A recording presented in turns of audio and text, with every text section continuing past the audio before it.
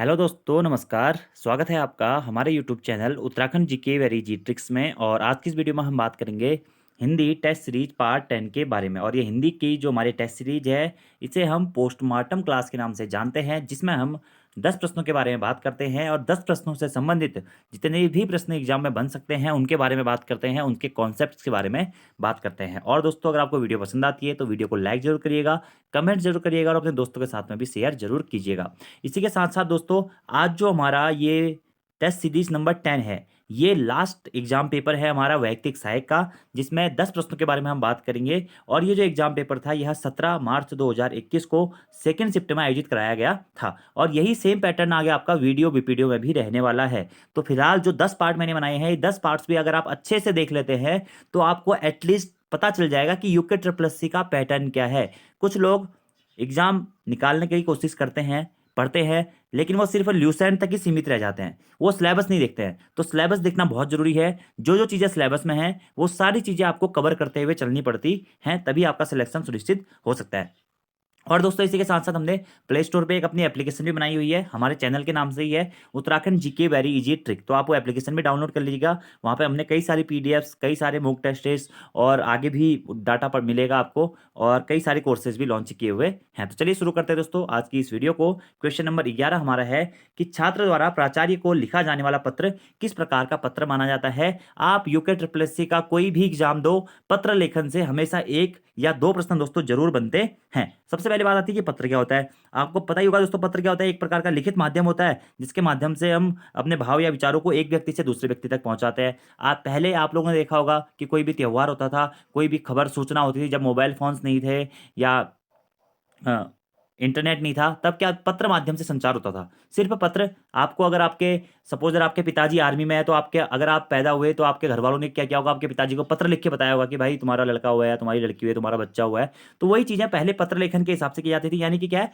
संचार का एक माध्यम है, आप ये कह सकते हैं, जिसके माध्यम से एक लिखित माध्यम है, जिसके माध्यम से हम अपने भाव या विचारों को दूसरे तक पहुंचाते हैं। अब पत्र लेखन के मुख्यतः दोस्तों दो प्रकार होते हैं। एक होता है औपचारिक पत्र और दूसरा होता है अनौपचारिक पत्र। यूके ट्रिपल एससी औपचारिक और अनौपचारिक पत्र से बहुत बार प्रश्न पूछ चुका है कि क्या क्या इनकी विशेषताएं होती हैं, किस किस को लिखा जाता है, औपचारिक पत्र में कौन कौन से पत्र आते हैं और अनौपचारिक पत्र में कौन कौन से पत्र आते हैं। सबसे पहली बात आती है कि औपचारिक पत्र होता क्या है। ठीक है, औपचारिक पत्र में दोस्तों मेनली उन लोगों को लिखा जाता है जिनको आप व्यक्तिगत रूप से नहीं जानते हैं, यानी कि जिनसे आप अपरिचित होते हैं, उन्हें आप औपचारिक पत्र लिखते हैं। सपोज दैट दोस्तों, आपका किसी भी गवर्नमेंट ऑफिस में कोई भी काम है, तो आपको अगर वो पत्र लिखना है गवर्नमेंट ऑफिसर को, या आपको अपने प्रधानाचार्य को भी पत्र लिखना है, तो ये पत्र क्या होंगे, आपके औपचारिक पत्र होंगे। नॉर्मली आप कह सकते हैं कि औपचारिक पत्र वे पत्र होते हैं जो उन लोगों को लिखे जाते हैं जिन्हें हम व्यक्तिगत रूप से नहीं जानते हैं, यानी कि जिनके साथ हमारे संबंध सिर्फ औपचारिक रूप से होते हैं, हमारे व्यक्तिगत संबंध उनके साथ में नहीं होते हैं। अब औपचारिक पत्र में कौन कौन से पत्र आते हैं, तो वही है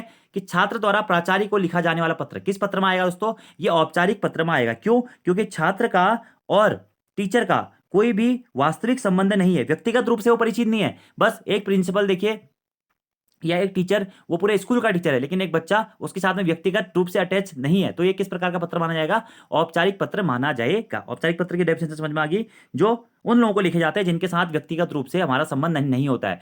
सभी सरकारी पत्र दोस्तों औपचारिक पत्र होते हैं। सभी सरकारी पत्र, सभी कार्यालयी पत्र भी औपचारिक पत्र होते हैं, कार्यालय के द्वारा जो पत्र जारी किए जाते हैं। सभी व्यावसायिक पत्र, व्यवसाय में जो पत्र लिखे जाते हैं, वो भी औपचारिक पत्र होते हैं। और सभी व्यापारिक जो पत्र होते हैं, वो भी दोस्तों क्या होते हैं, औपचारिक पत्र होते हैं। और औपचारिक पत्रों की एक विशेषता और है कि इनमें विषय लिखने की आवश्यकता होती है। इतने पॉइंट आपको फिलहाल औपचारिक पत्र से दोस्तों याद रख लेने हैं। ऐसे ही अगला हमारा टर्म आता है क्या, अनौपचारिक पत्र। आंसर हो जाएगा इसका औपचारिक पत्र। अब देखिए, ये व्यावसायिक पत्र क्या है, ये भी औपचारिक पत्र के अंतर्गत आता है। व्यवसाय से संबंधित जो पत्र होते हैं, कार्यालयी पत्र, इसे कोई सरकारी पत्र भी कहते हैं, ये भी क्या है, हमारा औपचारिक पत्र है। ठीक है, और एक होता है दोस्तों हमारा सरकारी पत्र। सरकारी पत्र क्या है, औपचारिक पत्र है। जबकि अर्ध सरकारी पत्र क्या है, वो अनौपचारिक पत्र है। और अर्ध सरकारी पत्र अनौपचारिक पत्र क्यों है, क्योंकि एक विभाग के एक ऑफिसर द्वारा दूसरे विभाग के दूसरे उसी तबके के ऑफिसर को व्यक्तिगत रूप से कोई भी मामला सॉर्ट आउट करने के लिए जो पत्र लिखा जाता है, उसे हम कहते हैं क्या, अर्ध सरकारी पत्र, जो कि मैं आपको पहले की वीडियोज में भी बता चुका हूं। तो कॉन्सेप्ट समझना बहुत जरूरी है। अगर आपको कॉन्सेप्ट समझ में आ गया ना कि औपचारिक क्या होता है, औपचारिक यानी कि जिसे आप व्यक्तिगत रूप से नहीं जानते हैं, और अनौपचारिक क्या होगा दोस्तों, जिसे आप व्यक्तिगत रूप से जानते हैं। जैसे कि आपका जन्म हुआ तो आपके पिताजी को आपके घर वालों के द्वारा पत्र लिख के जो सूचना दी गई कि यार तुम्हारा बच्चा हुआ है, या मानी कि तुम्हें पुत्र रत्न या कन्या रत्न की प्राप्ति हुई है। तो ये जो पत्र लिखा गया ये क्या है दोस्तों, अनौपचारिक पत्र है। यानी कि अनौपचारिक पत्र आप ये कह सकते हैं कि अनौपचारिक पत्र उन लोगों को लिखे जाते हैं जो व्यक्तिगत रूप से आपके परिचित होते हैं। अपने सगे संबंधियों को, मित्रों को, रिश्तेदारों को, परिचयों को लिखे जाने वाले पत्र हमारे क्या है, अनौपचारिक पत्र है। आज से कुछ साल पहले आपने देखा होगा कोई भी त्योहार आता था, रक्षाबंधन, तो रक्षाबंधन में बहनें जब भाइयों को राखी भेजती थी तो वो पत्र के माध्यम से राखी भेजती थी। पत्र भी, रक्षाबंधन के साथ साथ एक पत्र भी लिखा जाता है। अभी भी बहुत सारे लोग पत्र भेजते हैं। तो ये क्या है, अनौपचारिक पत्र है, यानी कि व्यक्तिगत रूप से आप उन्हें जानते हैं, तो आप सगे संबंधी है। जब आप भाई को पत्र लिखते हैं, बहन को पत्र लिखते हैं, पिताजी को पत्र लिखते हैं, माताजी को पत्र लिखते हैं, किसी अपने दोस्त को पत्र लिखते हैं, तो ये सारे पत्र क्या होते हैं, हमारे अनौपचारिक पत्र के अंतर्गत आते हैं। जैसे कि व्यक्तिगत पत्र, व्यक्तिगत तौर पर, जैसे कि आप अपने प्रेमिका को जो पत्र लिख रहे हैं, आप लोगों ने लव लेटर लिखे होंगे ना, तो वो भी क्या होगा, आपका अनौपचारिक पत्र होगा, क्योंकि जो लड़की है उसे आप पर्सनली रूप से, व्यक्तिगत रूप से जानते हैं। आभार पत्र, निमंत्रण पत्र, जैसे कि किसी का जन्म आपके घर में हो जाता है, आज भी देखना निमंत्रण पत्र जारी किया जाता है। आपकी शादी है, आप इन्विटेशन लेटर जो देते हैं वो भी एक प्रकार का पत्र है दोस्तों, तो वो भी क्या होता है, हमारा अनौपचारिक पत्र में आता है। और अनौपचारिक पत्र की एक और खासियत है दोस्तों कि अनौपचारिक पत्र में कभी भी विषय नहीं लिखा जाता है। याद रखना है आपको, अनौपचारिक पत्र में विषय नहीं लिखा जाता है, याद रखना है, ठीक है। तो ये क्वेश्चन एक बार एग्जाम में भी, अभी हाल ही के एग्जाम में पूछा गया है। चलिए आगे बढ़ते हैं। तो इन ऑप्शनों का आपका पोस्टमार्टम हो गया होगा, ठीक है। और व्यवसायिक पत्र आपको बताइए कि दुकानदार, प्रशासक, व्यापारी, कंपनी आदि को जो पत्र लिखे जाते हैं आदियों को, वही हमारे व्यवसायिक पत्र या व्यापारिक पत्र कहलाते हैं। जैसे कि सामान खरीदने, बेचने, टेंडर वेंडर से संबंधित जो भी ये चीज़ें होती हैं वो सब कुछ, ठीक है। अगले प्रश्न की बात करते हैं दोस्तों, 12वां क्वेश्चन। ये भी काफी सरल क्वेश्चन है कि कृष्ण भक्ति कवि कौन है, ठीक है। तो कृष्ण भक्ति कवि निम्न में से कौन है, कबीरदास, मीराबाई, सुमित्रानंद पंत या तुलसीदास जी। तो दोस्तों मीराबाई क्या है हमारी इसमें कृष्ण भक्ति कवि है, ठीक है। और मीराबाई को दोस्तों सगुण कृष्ण भक्ति कवयित्री के रूप में भी जाना जाता है, ठीक है। भक्ति काल की सगुण कृष्ण भक्ति या सगुण धारा के कृष्ण भक्ति कवि के कवयित्री के रूप में भी इन्हें जाना जाता है। अब मीराबाई के बारे में आप लोगों ने सुना होगा, पायो जी मैंने राम रतन धन पायो, ऐसी लागी लगन मीरा हो गई मगन, तो मीरा के प्रभु गिरधर नागर, काफी सारे इनके ऊपर हम कहेंगे कि दोहे वोहे बने हुए हैं, छंद बने हुए हैं, ठीक है। तो कृष्ण भक्ति का कौन है, यह है मीराबाई। कबीरदास जी कौन थे, कबीरदास जी के बारे में अगर आपको याद है दोस्तों, तो ये क्या थे, निर्गुण काव्य धारा के कवि थे। निर्गुण काव्य धारा यानी कि जो भगवान पे विश्वास नहीं करते थे। वैसे आपने कबीर के राम के बारे में सुना होगा, लेकिन कबीर के राम का संबंध राम भगवान से नहीं है। कबीर के राम ऐसे राम थे जो कि ना तो धर्म को मानते थे, ना जाति को मानते थे, ना किसी लिंग को मानते थे। तो कबीर के राम वैसे राम थे, यानी कि कबीरदास क्या थे, निर्गुण काव्य धारा के कवि थे। देखिए दोस्तों, दो काव्य धारा होती है, सगुण काव्य धारा और निर्गुण काव्य धारा। सगुण काव्य धारा भी मुख्यतः दो प्रकार की होती है, एक राम भक्ति काव्य धारा और दूसरी होती है कृष्ण भक्ति काव्य धारा, ठीक है। तो जो सगुण काव्य धारा होती है, इसमें क्या होता है कि सगुण काव्य धारा के जो कवि होते हैं या भगवान को मानते हैं, ठीक है। या इसमें दो प्रकार जो आते हैं इसके, राम मतलब राम भक्ति सगुण काव्य धारा और कृष्ण। राम भक्ति में क्या होता है, जो राम को मानते हैं, कृष्ण में क्या होता है, जो कृष्ण को मानते हैं। तो जो हमारी मीराबाई थी उन्हें सगुण कृष्ण भक्ति धारा के कवयित्री के रूप में जाना जाता है, जबकि कबीरदास जी निर्गुण काव्य धारा से संबंधित थे, ये भगवान पे विश्वास नहीं करते थे, ठीक है। अगला तुलसीदास जी, आपको बताइए तुलसीदास क्या थे, राम, ये भी सगुण काव्य धारा के कवि थे। और सगुण काव्य धारा के अंतर्गत मेनली राम भक्ति काव्य धारा के कवि के रूप में तुलसीदास जी को जाना जाता है। और सुमित्रानंद पंत जी कौन थे, ये थे दोस्तों हमारे कौन, छायावाद के 4 स्तंभों में से प्रमुख स्तंभ के रूप में या एक स्तंभ के रूप में सुमित्रानंद पंत जी को जाना जाता है। तो कृष्ण भक्ति कवि कौन है दोस्तों, इसमें से मीराबाई है, जबकि तुलसीदास जी कौन है, राम भक्ति कवि है, सुमित्रानंद पंत जी छायावाद के कवि है आधुनिक युग काल के, और कबीरदास जी हमारे क्या है, निर्गुण काव्य धारा के कवि है, ठीक है, निर्गुण काव्य धारा। और तुलसीदास जी सगुण काव्य धारा के, राम भक्ति काव्य धारा के कवि के रूप में इन्हें जाना जाता है। ये आपको दोस्तों डायरेक्टली याद रखने हैं। अब देखिए, तो मीराबाई दोस्तों, इनके बारे में मैंने आपको पहले ही बता रखा है कि भक्ति काल की कवियत्री या कृष्ण मार्ग की कवियत्री के रूप में जाना जाता है।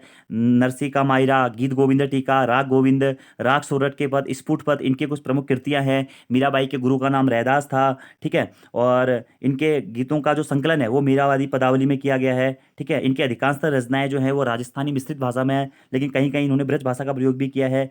और जो मीरा मुक्तावली है वह नरोत्तम दास द्वारा लिखित है। ये सारे जो फैक्ट्स हैं ये मैं आपको पहले भी बता चुका हूं। और सगुण कृष्ण भक्ति काव्य धारा की महत्वपूर्ण कवियत्री के रूप में इन्हें जाना जाता है। अब यहीं से एक प्रश्न आता है दोस्तों, सूरदास, सूरदास का संबंध किससे था, सूरदास भी दोस्तों कृष्ण भक्ति काव्य धारा के प्रमुख कवि के रूप में जाने जाते हैं। कौन, सूरदास जी भी सगुण कृष्ण भक्ति धारा के या सगुण कृष्ण भक्ति धारा के प्रमुख कवि के रूप में भी जाने जाते हैं, यानी कि सूरदास का संबंध भी कृष्ण भक्ति से ही था, ठीक है। अगला दोस्तों बात आती है हमारी रसखान की, ठीक है। तो रसखान कौन थे?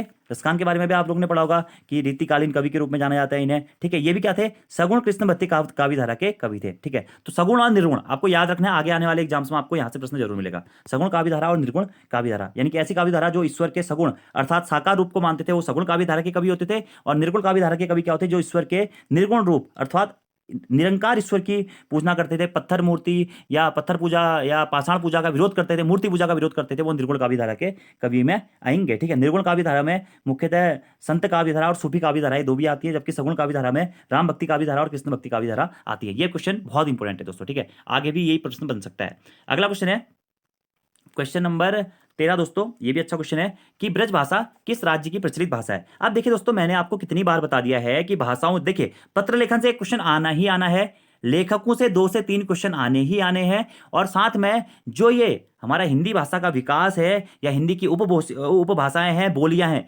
कोई एग्जाम पेपर आज तक ऐसा नहीं है, अभी 2018 से जब यूके प्रेस ने पैटर्न बदला है जिसमें उपभाषाओं और बोलियों से प्रश्न ना आया हो। आगे भी जरूर आएगा दोस्तों, याद रख लेने हैं। हमेशा बताता हूं 5 उपभाषाएं हैं और 18 बोलियां हैं। राजस्थानी उपभाषा, पश्चिमी हिंदी उपभाषा, पूर्वी हिंदी उपभाषा, बिहारी हिंदी उपभाषा, पहाड़ी हिंदी उपभाषा, इनके बारे में पहले मैं काफी वीडियोज में बता चुका हूं। अब प्रश्न है कि ब्रज भाषा किस राज्य की प्रचलित भाषा है? आप देखिए दोस्तों, ब्रिज भाषा सबसे पहले यह किस उपभाषा के अंतर्गत आती है? पता है आपको? पश्चिमी हिंदी के अंतर्गत आती है। क्या? ब्रिज भाषा। मैंने आपको बताया था कि पश्चिमी हिंदी के अंतर्गत हमारी 5 बोलियां आती हैं। कौरवी या खड़ी बोली, दूसरा आता है बांगरू या जिसे हरियाणवी भी कहते हैं, तीसरा आता है ब्रज भाषा, चौथा आती है बुंदेली और पांचवा आती है कन्नौजी। कब है के बी एच करके आप इसे याद कर सकते हैं। तो जो ब्रज भाषा है वह पश्चिमी हिंदी के अंतर्गत आती है। अब देखिए, नाम ही ब्रज भाषा है। ब्रज क्षेत्र किसे? मथुरा, ब्रज यानी कि जो हमारा श्री कृष्ण की जन्मभूमि, ब्रज क्षेत्र कहा जाता है उसे, मथुरा। तो जो ब्रज भाषा किस राज्य की प्रचलित भाषा है? यह उत्तर प्रदेश की प्रचलित भाषा है। आप ऐसे भी इसको आसानी से याद कर सकते थे। जैसे कि अगर राजस्थान से संबंधित कोई भी आपका हो गया, मेवा, माल, जई, मार, जो भी है, यानी कि मेवाड़ी, मारवाड़ी, मेवाती, मारवाड़ी, जयपुरी या मालवी, इनमें से कोई आ जाएगा तो आप समझ जाएंगे कि राजस्थान से संबंधित है। जबकि अगर ब्रज भाषा आ गया तो ब्रज भाषा में आप आसानी से ये समझ सकते हैं दोस्तों, तो एक इनका संबंध कहां से है? इसका जो केंद्र था वो क्या था? मथुरा था, क्योंकि ब्रज क्षेत्र जो है वह मथुरा के नाम से जाना जाता है और वो कहाँ है? उत्तर प्रदेश में है। तो ब्रज भाषा किस राज्य की प्रचलित भाषा है? उत्तर प्रदेश की प्रचलित भाषा है। उत्तर प्रदेश के आसपास के एरिया, मथुरा, आगरा, अलीगढ़, धौलपुरी, ये सारे क्षेत्रों में लगभग 3.5 करोड़ लोग ऐसे हैं दोस्तों जो ब्रज भाषा का मतलब उपयोग करते हैं, ठीक है। जैसे कि जो हमारे अगर कवियों की बात करें तो सूरदास जी, नंददास जी, बिहारी जी और भूषण जी, देव जी, भारतेंदु हरिश्चंद्र जी, जगन्नाथ जी, रत्नाकर जी, ये सभी ब्रज भाषा के प्रमुख कवियों के रूप में भी जाने जाते हैं। अब यहीं देखिए, ऐसे प्रश्न एक पूछा गया था एग्जाम में कि अवधि का केंद्र क्या है? देखिए, अवधि यानी कि अवध, अयोध्या यानी कि अवध, यानी कि अवधि का प्रयोग भी कहाँ किया जाता है? उत्तर प्रदेश की प्रचलित भाषा है अवधि भी, ठीक है। और उत्तर प्रदेश में कम से कम 2.5 करोड़ लोग या 2 करोड़ कुछ लोग हमारे अवधि भाषा का प्रयोग करते हैं। तो ये भी आपको याद रखने हैं सारे फैक्ट्स कि भोजपुरी कहाँ बोली जाए? कि भोजपुरी यानी कि बिहार, भोजपुरी बिहार में, मैथिली मिथिला क्षेत्र में बोली जाती है, विदेश क्षेत्र जो वहां पे मैथिली बोली जाती है। ब्रज भाषा का केंद्र मथुरा है, ठीक है। इस प्रकार के क्वेश्चन ना एग्जाम में आते हैं। जैसे कौरवी या खड़ी बोली, ये कहाँ की बोली जाती है? मेनली हिंदुस्तान के अधिकतर क्षेत्रों में या उत्तर प्रदेश के मेरठ, दिल्ली के आसपास वाले क्षेत्र में खड़ी बोली बोली जाती है। तो ये फैक्ट्स आपको याद रखने चाहिए, ठीक है। बाकी वो भाषाएं बोलियां जरूर याद रख लीजिएगा। अगला क्वेश्चन है दोस्तों, ये अच्छा क्वेश्चन है कि इनमें से कौन सा पुल्लिंग शब्द नहीं है? और देखिए दोस्तों, ये क्वेश्चन ना पुल्लिंग, स्त्रीलिंग, एक वचन, बहुवचन, ये कुछ ऐसे क्वेश्चन होते हैं जो आपको कंफ्यूज करते हैं। इसी के साथ साथ में देशज विदेशज शब्द हो गया, कौन सा किस भाषा का शब्द है, कहाँ से लिया गया है, तो ये आपको रट्टा मारने पड़ेंगे, ठीक है। और रट्टा मारने क्या पड़ेंगे? इसके नियम याद करने पड़ेंगे। पुल्लिंग स्त्रीलिंग के तो इतने सारे नियम है कि आपको जब तक आप प्रैक्टिस नहीं करेंगे तब तक आप ये क्वेश्चन सही करने की पॉसिबिलिटी बहुत कम हो जाती है। देखिए, आपको पता ही होगा कि लिंग का मतलब क्या होता है? मेनली चिन्ह होता है। यानी कि आप ये कह सकते हैं कि किसी भी शब्द के जिस रूप से हमें पुरुष जाति का बोध होता है वो पुल्लिंग कहलाता है, और स्त्री जाति का बोध होता है तो वो हमारा क्या होता है? स्त्रीलिंग कहलाता है। तो प्रश्न पूछा गया है, इनमें से कौन सा पुल्लिंग शब्द नहीं है? लड़का, झुंड, भीड़ या फिर समूह। अब देखिए दोस्तों, इसके कई सारे नियम हैं। अगर हम पुल्लिंग शब्दों के नियम के बारे में बात करें तो आप लोगों ने किताब में पढ़ा होगा कि अकारांत या आकारांत वाले पुल्लिंग शब्द होते हैं, भाववाचक संज्ञाएं पुल्लिंग शब्द में आती हैं, ठीक है। और जिन शब्दों के अंत में पा, पन, आव, आवा इस टाइप के आते हैं वो पुल्लिंग में आते हैं। तो इसके कई सारे नियम है, और भी कई सारे नियम आप लोगों ने पढ़े होंगे, अलग अलग मतलब बहुत सारे नियम इनके माने जाते हैं। जैसे कि इसके कुछ फिर एक्सेप्शन भी होते हैं, जैसे कि फूलों के नाम पुल्लिंग होते हैं, शरीर के अंग पुल्लिंग होते हैं, जो दाना खाना वाली चीजें होती है ये पुल्लिंग होती है। तो ये सारी चीज़ें क्या होती है हमारी अकारांत संज्ञा वाले शब्द पुल्लिंग होते हैं। तो ये बहुत सारे समय के नाम पुल्लिंग होते हैं। ये बहुत सारे कॉन्सेप्ट इसके बनते हैं, ठीक है। ऐसे स्त्रीलिंग क्या होता है कि जिस संज्ञा से हमें स्त्री जाति का बोध होता है उसे हम क्या कहते हैं, स्त्रीलिंग कहते हैं। तो यहाँ पे पूछा गया कि पुल्लिंग शब्द नहीं है, यानी कि ये पूछ रहा है डायरेक्टली हमारा इसमें से कौन सा स्त्रीलिंग शब्द है। तो दोस्तों भीड़ इसमें से क्या होगा, हमारा स्त्रीलिंग शब्द हो जाएगा, ठीक है। अब भीड़ इसमें से स्त्रीलिंग शब्द होगा, इसका मतलब क्या है, मेनली दोस्तों ऐसा कहा जाता है कि समूहवाचक संज्ञा के जितने भी उदाहरण होते हैं, समूहवाचक संज्ञा के जितने भी उदाहरण होते हैं वह सभी किसके अंतर्गत आते हैं दोस्तों, वह समूहवाचक मतलब पुल्लिंग स्त्रीलिंग शब्दों के अंतर्गत आते हैं, ठीक है। जैसे अगर हम बात करें कमेटी की, या यहाँ पे हम सेना की बात करते, या यहाँ पर हम कक्षा की बात करते, तो ये सभी क्या होती है, हमारी स्त्रीलिंग के अंतर्गत आते हैं। तो ये नियम आप पढ़ लीजिएगा, काफ़ी सारे नियम है इनके, कि ये लास्ट में जैसे कि स्त्रीलिंग शब्द कौन कौन से होते हैं जिनके लास्ट में आकारांत आता है, या जिनके लास्ट में इकारांत शब्द का प्रयोग होता है, आई या आवट आहट, इस प्रकार के शब्द प्रयोग होते हैं। तो कई सारे नियम है, आप वो सारे नियम पढ़ लीजिएगा, क्योंकि एग्जाम में कहीं ना कहीं आपको ये नियम मिलेंगे, ठीक है। अब इसके कुछ दोस्तों अपवाद भी होते हैं, जैसे कि आप लोगों ने पढ़ा होगा कि नदियों के नाम अधिकतर हमारे स्त्रीलिंग होते हैं, तारीखों और तिथियों के नाम स्त्रीलिंग होते हैं, नक्षत्रों के नाम हमारे स्त्रीलिंग होते हैं, समूहवाचक संज्ञाएं सारी हमारी स्त्रीलिंग होती हैं, भीड़, कमेटी, सेना, सभा, कक्षा, ये सब कुछ, ठीक है। पुस्तकों के नाम मेनली हमारे स्त्रीलिंग होते हैं, कुछ आहारों के नाम स्त्रीलिंग होते हैं, आभूषणों के नाम स्त्रीलिंग होते हैं, राशियों के नाम स्त्रीलिंग होते हैं। तो ये कुछ चीज़ें गौर करने वाली है, इन्हें आप अच्छे से पढ़ लीजिएगा, तब आपका एक जो कॉन्सेप्ट है वह क्लियर हो पाएगा। तो यहाँ पे आपको याद रखना है कि समूहवाचक संज्ञा के हमारे जितने भी उदाहरण होते हैं वह स्त्रीलिंग के अंतर्गत आते हैं, और यह वही प्रश्न पूछा गया कि पुल्लिंग नहीं है, तो भीड़ हो जाएगा आंसर। आगे बात करते हैं, अगला हमारा क्वेश्चन है कि मैं आज स्कूल नहीं जाऊंगा, यह किस प्रकार का वाक्य है। देखिए तो दोस्तों बहुत सरल क्वेश्चन है, आप इसमें देख के बता सकते हैं कि मैं आज स्कूल नहीं जाऊंगा, यानी कि किस प्रकार का वाक्य है दोस्तों, ये है निषेधवाचक वाक्य। कौन सा वाक्य है, निषेधवाचक वाक्य है। और वाक्य भी दोस्तों यूके ट्रिपल सी एक अपना फेवरेट टॉपिक बना के चल रहा है। इससे पहले आबकारी का पेपर हुआ था, डायरेक्टली पूछ दिया था कि अर्थ के आधार पर वाक्य कितने प्रकार के होते हैं। तो अर्थ के आधार पर वाक्य 8 प्रकार के होते हैं, विधानवाचक, निषेधवाचक, आज्ञावाचक, इच्छावाचक, संदेहवाचक, प्रश्नवाचक, विस्मयावाचक और संकेतवाचक। तो इसी में से दोस्तों निषेधवाचक वाक्य क्या होते हैं, ऐसे वाक्य या जिन वाक्यों में कार्य न होने का भाव प्रकट होता है वह होते हैं निषेधवाचक वाक्य। जैसे कि मैंने खाना नहीं खाया, ठीक है, मैंने पानी नहीं पिया, मैं घूमने नहीं जाऊंगा, यानी कि जहां पर भी मैं आज स्कूल नहीं जाऊंगा, इस प्रकार के जो भी वाक्य जहां पे ना का बोध होता है वो हमारे क्या हो जाते हैं, निषेधवाचक वाक्य हो जाते हैं। और इन 8 के 8 प्रकारों के बारे में मैं इससे पहले की वीडियो जो बता चुका हूं, आप वहां से इसको कर लीजिएगा। अब एक तो ये वाले प्रश्न बनते हैं, दूसरा प्रश्न यहां से बनता है कि रचना के आधार पर वाक्य के कितने भेद होते हैं, 3, सरल, संयुक्त और मिश्रित। अब यहां से आपको कोई सेंटेंस दे देगा, पूछ लेगा कि कौन सा वाक्य है, सरल वाक्य है, संयुक्त वाक्य है, मिश्रित वाक्य है। तो ये दोस्तों पैटर्न है, ये pattern UK triple S C आज से नहीं पिछले 4 सालों से फॉलो कर रहा है। अगर आप इस पैटर्न को समझ जाते हैं तो आप एग्जाम आसानी से क्लियर कर सकते हैं। तो पैटर्न समझना बहुत जरूरी है, इसीलिए हमेशा आप किसी भी टीचर से पढ़ते होंगे तो वो आपसे एक चीज जरूर कहेगा कि आप प्रीवियस ईयर क्वेश्चन पेपर जरूर देखें और उससे अपना लेवल जरूर चेक करें, ठीक है। बाकी विधानवाचक, संकेत, प्रश्नवाचक भी सरल है दोस्तों, प्रश्नवाचक चिन्ह लगे रहता है, या, क्या, क्यों, इस प्रकार से, कहाँ, कैसे, इस प्रकार के प्रश्न इसमें पूछे जाते हैं, यानी कि प्रश्न पूछने का ज्ञान जहां पे होता है वो प्रश्नवाचक हो जाता है। संकेतवाचक में क्या होता है कि जिन वाक्यों में संकेत का बोध होता है, ठीक है, कि ऐसा होगा तो ऐसा हो जाएगा, इस प्रकार से, ठीक है। और विधानवाचक वाक्य क्या होता है कि जिन वाक्यों में क्रिया होती है या करने की सूचना मिलती है, वह विधानवाचक वाक्य होते हैं। आगे बढ़ते हैं, 16 क्वेश्चन है। देखिए ये क्वेश्चन भी रिपीटेड है दोस्तों, पहले यूके ट्रिपल एस सी पूछ चुका है कि महादेवी वर्मा की भक्तिन किस विद्या की रचना है, ठीक है। तो ये भी सरल क्वेश्चन है दोस्तों, कहानी है, रेखा चित्र है, निबंध है या आत्मवृत्त है, पहले भी यूके ट्रिपल एस सी पूछ चुका है। तो महादेवी वर्मा आप लोगों को पता ही होगा, जिन्हें आधुनिक युग की मीरा कहा जाता है, हिंदी के विशाल मंदिरों की वीणापणी कहा जाता है, या हिंदी के विशाल मंदिरों की सरस्वती इन्हें कहा जाता है। इसी के साथ साथ में अब प्रश्न ये आता है कि छायावाद के, रहस्यवाद की प्रमुख कवयित्री के रूप में भी महादेवी वर्मा जी को जाना जाता है। तो इनकी भक्तिन किस विद्या की रचना है, तो ये क्या है दोस्तों, इनका रेखा चित्र, ठीक है। रेखा चित्र ये आप ही कह सकते हैं कि स्मृति की रेखा में संकलित एक रेखा चित्र या संस्मरण के रूप में इनका भक्तिन विद्या को जाना जाता है, ठीक है। ऐसे ही इनके कुछ और संस्मरण भी है, जैसे कि अतीत से चलचित्र, स्मृति की रेखाएं, पथ के साथी, क्षणदा, स्मारिका, मेरा परिवार, गिल्लू, ये इनके क्या प्रमुख संस्मरण कह सकते हैं आप, या रेखा चित्र है, ठीक है, संस्मरण, रेखा चित्र या स्मृति की। एक बार इस प्रकार से प्रश्न पूछा गया है कि निम्न में से कौन सा महादेवी वर्मा जी की स्मृति की रेखा में संकलित इसमें संस्मरण है, तो वो भी दोस्तों हमारा क्या था, भक्तिन था। तो इस प्रकार के प्रश्न देखिए, कहानी है नहीं है, निबंध है नहीं, और आत्मवृत्त भी नहीं है, ठीक है। तो इस याद रखना आपको। और महादेवी वर्मा जी के बारे में बता चुका हूँ आपको और चीजें पहले भी, कि 26 मार्च 1907 को यूपी में इनका जन्म हुआ था, 1987 में इनकी मृत्यु हो गई थी। लेखिका और अध्यापिका के रूप में भी इनकी जानी जाती है। इनकी प्रमुख जो छायाउद्दीन रचनाएं हैं वह है निहार, रश्मि, नीरजा और सांदी गीत, ठीक है, निहार, रश्मि, नीरजा और सांदी गीत, ठीक है। और इन सभी का संकलन किस नाम से जाना जाता है? यामा नाम से जाना जाता है। यह भी प्रश्न एग्जाम में पूछा गया है कि निम्न में से कौन सा मतलब कौन सी रचना इसमें से यामा के संकलन में नहीं आती है। इस प्रकार के प्रश्न भी आपसे एग्जाम में बन सकते हैं। बाकी महादेव वर्मा जी के बारे में इससे पहले की वीडियोज में काफी बार बता चुका हूं मैं। देखिए दोस्तों, फिलहाल दोस्तों 10 ही वीडियो हुई है ना, लेकिन ये 10 वीडियोज ऐसी है कि इसमें आपका हिंदी का आप ये मान के चल सकते हैं कि 60% सिलेबस कंप्लीट है, और एग्जाम पेपर देख के आपको ऐसा खुद ही लग रहा होगा।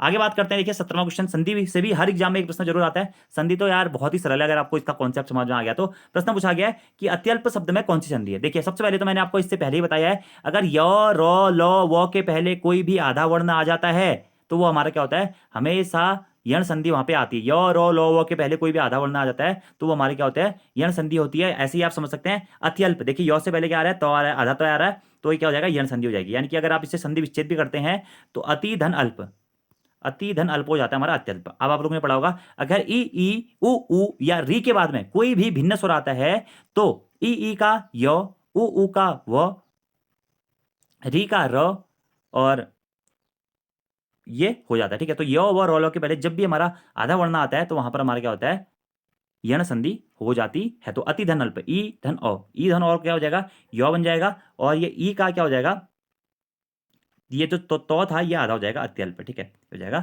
अत्यल्प। तो संधि विच्छेद भी पूछा जाए तो अति धन अल्प हो जाएगा। कौन सी संधि है दोस्तों, यण संधि है। और आपको बताइए होगा समान स्वर का समान स्वर से मेल होता है, ओ आ का ओ आ से, या आ का आ से, तो वहां पे हमारे दीर्घ स्वर संधि होती है। अगर ओ आ के बाद में ई उ री के साथ में उसका मेल होता है या संधि होती है तो वहां पे हमारी गुण संधि होती है। अगर ओ आ के बाद में ए आई ओ औ आते हैं तो वहां पर हमारी कौन सी संधि होती है, वृद्धि संधि होती है। ई उ री के बाद में कोई भी भिन्न स्वर आता है तो वो हमारा क्या होता है, यण संधि वहां पे होती है। ठीक है, और ए आई ओ औ के बाद में अगर कोई भी भिन्न स्वर आता है तो वहां पर हमारी क्या होती है, बाद में अयादि संधि होती है। ये आपको याद रखना है। और आपके सिलेबस में दोस्तों सिर्फ और सिर्फ स्वर संधि दी गई है। ठीक है, लेकिन व्यंजन संधि भी आप थोड़ा बहुत देख लीजिएगा। ठीक है, तो स्वर संधि के में मूल 5 भेद होते हैं, दीर्घ संधि, गुण संधि, यण संधि, वृद्धि संधि और अयादि संधि। ये कॉन्सेप्ट आप लोग समझ जाइएगा, थोड़ा सा आपके एग्जाम में ये काम आएगा। ठीक है, आगे बढ़ते हैं।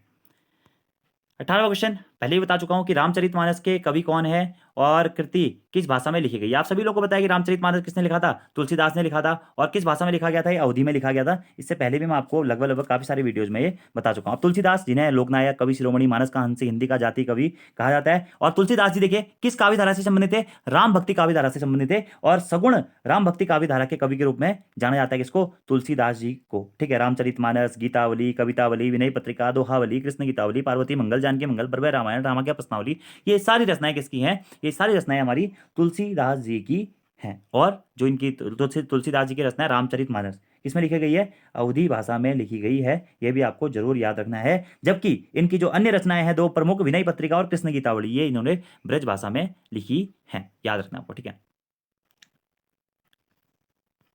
अगला क्वेश्चन 19वां मंगलेश डबराल जी के संबंध पर है। आप देखिए पहाड़ पर लालटेन, ऐसा नहीं कि पहली बार पूछा गया, काफी बार एग्जाम में पूछा गया कि कवि मंगलेश डबराल का काव्य संग्रह कौन सा है।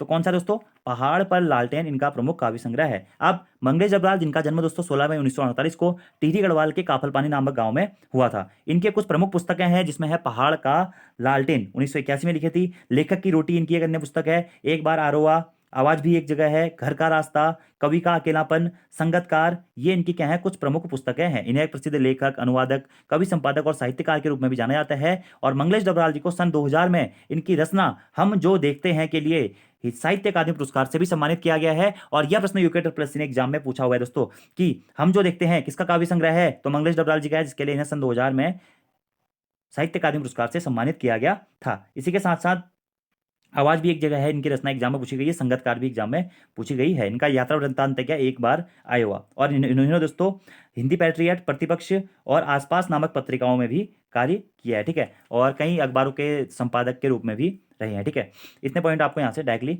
याद रख लेने हैं। ठीक है, और इनकी अभी एक रचना भी एग्जाम में पूछी गई थी, एक लाइनिंग पूछी गई थी कि मुझ भाग्यहीन की तू संभल, युग वर्ष जब हुई विकल, इस प्रकार से का एक लाइन भी इनकी पूछी गई थी, वो मुझे याद नहीं आ रही, वो तो खैर सुमित्रानंद पंत जी की है। वो मैं क्वेश्चन आपको शायद पहले करा भी चुका हूँ। तो आंसर हो जाएगा ऑप्शन नंबर सी। ठीक है, अब आप लोगों का होमवर्क है दोस्तों कि बादल राग के रचिता कौन है, उर्वशी के कौन है और कामायनी के कौन है। तीनों मैं आपको बता चुका हूं इससे पहले की वीडियोज में, कमेंट बॉक्स में आप लोगों को बताना है। और आज का आपका लास्ट क्वेश्चन है, और जो ये वैयक्तिक साहित्य के एग्जाम पेपर की सीरीज थी, इसका भी ये लास्ट क्वेश्चन है कि कार्यालय में सभी को सामान्य सूचना प्राप्त कराने के लिए किस प्रकार का सरकारी दस्तावेज जारी किया जाता है।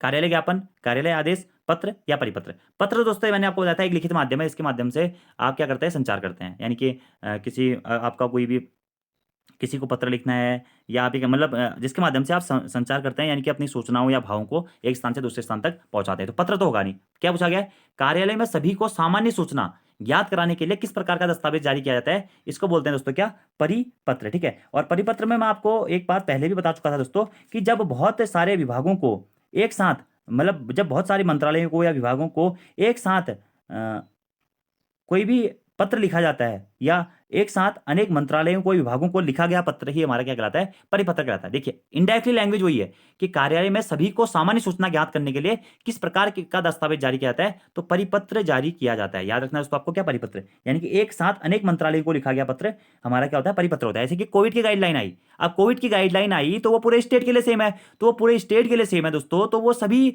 जो विभाग हैं उनको स्पेशली एक साथ में सेंड की जाएगी, तो उसको बोलते हैं हम क्या, परिपत्र। ये भी आपको जरूर याद रखना है। और जो ये परिपत्र, कार्यालय आदेश और कार्यालय ज्ञापन, ये तीनों ही दोस्तों हमारे सरकारी पत्र के प्रकार माने जाते हैं। तो सरकारी पत्र के बहुत सारे प्रकार होते हैं, शासनादेश, कार्यालय आदेश, परिपत्र, अनुस्मारक, अर्ध सरकारी पत्र, कार्य ज्ञापन, विज्ञापन, प्रष्टांकन, संकल्पन, अधिपत्र, परमिट, अधिनियम, लाइसेंस, ये सब कुछ हमारा क्या होता है, कार्यालय पत्र या सरकारी पत्र के प्रकारों के अंतर्गत आता है। और इनके बारे में भी आपको नॉलेज होनी चाहिए कि शासनादेश क्या होता है, ठीक है, और परिपत्र क्या होता है। तो परिपत्र नॉर्मली आप समझ सकते हैं कि एक साथ अनेक मंत्रालयों को लिखा गया पत्र हमारा परिपत्र होता है, जिसे हम सर्कुलर लेटर कहते हैं। या आप ये भी कह सकते हैं कि कार्यालय में सभी को सामान्य सूचना ज्ञात करने के लिए एक दस्तावेज जारी किया जाता है, इसे हम बोलते हैं क्या, परिपत्र। लैंग्वेज के क्वेश्चन है दोस्तों यहाँ पे, अगर आपने लैंग्वेज पकड़ ली तो आप इस प्रकार के प्रश्नों को सही कर लेंगे, लेकिन आपके कॉन्सेप्ट इसमें क्लियर होने चाहिए। या आप नॉर्मली ये भी कह सकते हैं जब किसी वरिष्ठ अधिकारी को एक ही सूचना एक से अधिक अधीनस्थ कार्यालयों को भेजनी होती है, तो प्रेक्षक अधिकारी जिस पत्र का प्रयोग करता है उसी को परिपत्र कहते हैं। और इसी परिपत्र को कभी कभी दोस्तों गस्ती पत्र भी कहते हैं। क्या,